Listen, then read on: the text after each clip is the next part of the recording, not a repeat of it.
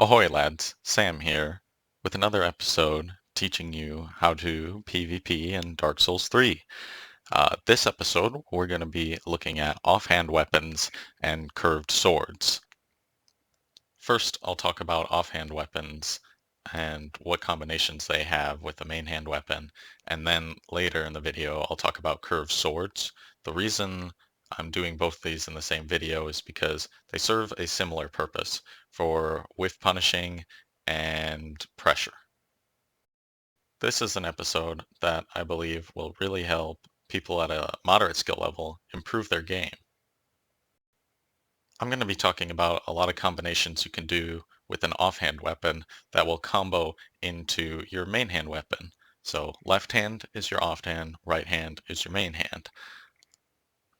Even though these combinations that I may tell you may true combo, keep in mind if there's bad latency, somebody can lag out of the combo. But that's true with any sort of weapon, even just like a claymore two-handed R1 into R1. If the lag is bad enough, they might escape it. The most common setup you'll see in my videos on my main build is an offhand S-stock and a main hand Dragon Slayer axe.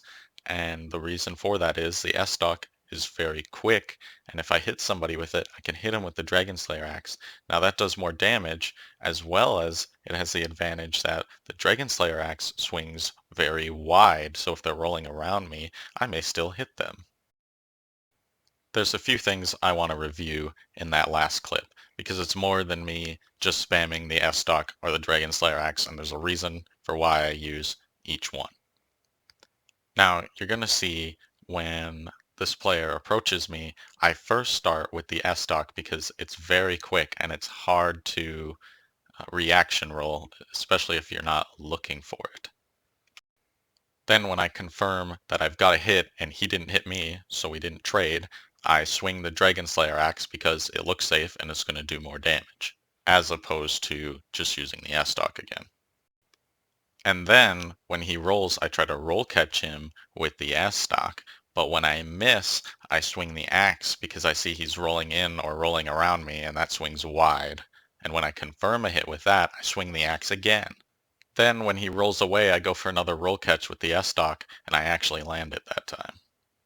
Then we have a kind of semi-reset and the player approaches me again. Then when I attack, we hit each other, stunning each other. It's not usually wise to attack out of stun lock, but he doesn't have a parry tool out at the moment, so I'm not too afraid of being parried. Then he soft swaps over to a Cestus. Real quick, soft swap means that he switched to it. It was already in his loadout. A hard swap would be opening his inventory and swapping out his shield for the Cestus. He tries to parry, but I hit him twice with the Dragon Slayer axe. When he rolls, I try to roll catch him with the S-stock, but my timing is pretty far off, and instead I throw the Church Guardian Shiv at him in order to finish him off. Now I'm going to talk about a few other combinations that are possible, starting with the S-stock as the offhand weapon. That will combo into anything in the main hand, like a one-handed greatsword or something that's faster, like a straight sword or a hammer. Having something fast in your offhand, like the S-stock, allows you to be very aggressive against opponents and pressure them quite a bit, similar to a curved sword, but I'll get into that a little bit later.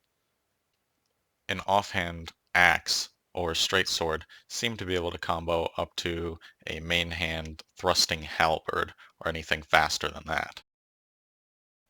And I found a thrusting halberd, although it's not super fast, has a lot of stun. If you hit somebody with that in your offhand, you'll be able to combo all the way up to a curved greatsword. You'll be able to see in this clip as I'm trying out the offhand and main hand weapons, I'm switching it up quite a bit, which is really just basic advice uh, to get better at the PvP in this game, to do mix-ups, to change up what you're doing. Don't become predictable. As you switch though between weapons or trying out different offhand weapons and main hand weapons, don't lapse the spacing, the different spacing that comes with those weapons. It can be easy to forget between what you have now and what you just did and then get punished for it. As I get towards the end of this clip, you'll see that, I land a few of the combos that I'm talking about to finally put them away. Alright, now we can finally talk about curved swords. And the true strength of a curved sword is that it punishes whiffs. So when your opponent misses, it's very fast and they don't have time to roll away after their attack. In this next clip, this guy has a curved greatsword, which is very slow, and I'm able to whiff punish him a lot with the curved sword and dance around him the entire time. Part of what makes the Pontiff Knight curved sword in particular very dangerous is that it has good range for a curved sword, as well as its weapon art can reach pretty far and give you great combo potential.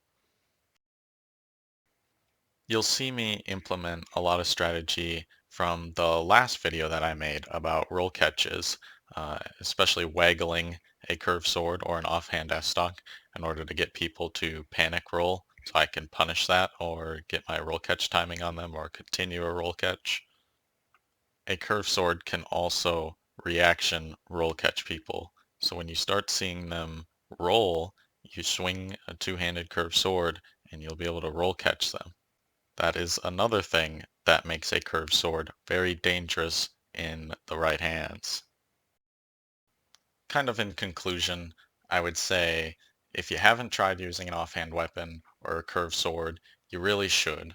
It's going to improve your gameplay skills in terms of punishing and being able to predict your opponent as well as read what your opponent's doing, like a roll or an attack. That's going to do it for this video. I made this video as per suggestion from Reddit user Matt Blackcore. Go ahead and leave me a comment as to what you'd like me to cover next. I might start getting into things like the advanced technique glitches. I know that's a little bit controversial, but otherwise, I'm sure I'll think of something. Please like the video, subscribe to the channel, and check out the other videos in the series. Thank you.